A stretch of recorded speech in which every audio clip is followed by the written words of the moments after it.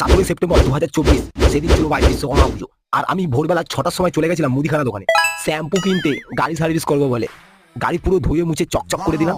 আর বেশি সময় নষ্ট না করে ঘুড়ি সুতো লাটাই নিয়ে বসে গেছিলাম কলকাটটি করতে। কারণ আমি ঘুড়ি উড়ানোর সময় যদি বাই চান্স কাটা খেয়ে যায়, যেন সময় না নষ্ট হয়, সঙ্গে সঙ্গে যেন বাড়তে পারি, সেই উপলক্ষে আমি কলকাটটি আগে থেকেই বানিয়ে রাখছিলাম। আর আমাদের ঘরে তো ভাই এরিয়ার ঘিরে আছে, এদেরও তো লাটাই ঘুড়ি লাগবে। এর জন্য আমি দুটো লাটাই খুঁজে পেয়েছিলাম। আর লাটাইগুলোর মধ্যে ভালো করে টিপ মেরে সুতো ফুটো একেবারে দিয়ে এদেরকে লাটাই ঘুড়ি দিয়ে রাস্তায় ছেড়ে দিলাম। আর রাস্তায় বেরিয়ে দেখি চারিদিকে যে যার মতন গাড়ি দেখি মানে মোচামুচি করছে, মানে বছরে একবারই হয়। তারপর ভাই পুজো টুজো দিয়ে সকালবেলা সব বন্ধুরা একসঙ্গে হয়ে বেরিয়ে গেছিলাম রান্না পুজোর প্রসাদ খেতে, পান্তা ভাত। সব বন্ধুরা মিলে একসাথে বসে খেলাম।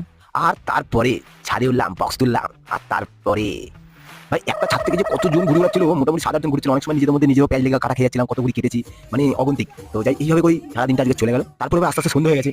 কিন্তু ভাই আমাদের এই এক বন্ধু এখনো ভাই ঘুরি নামাবে না, বলছে না ভাই আজকের পুজো আমি সারাদিন ঘুরে উড়াবো, আমাকে উড়াতে দে। আমি বললাম তুই উড়া, তোর মন জুড়া, আর আমরা চললাম খেতে সুরা।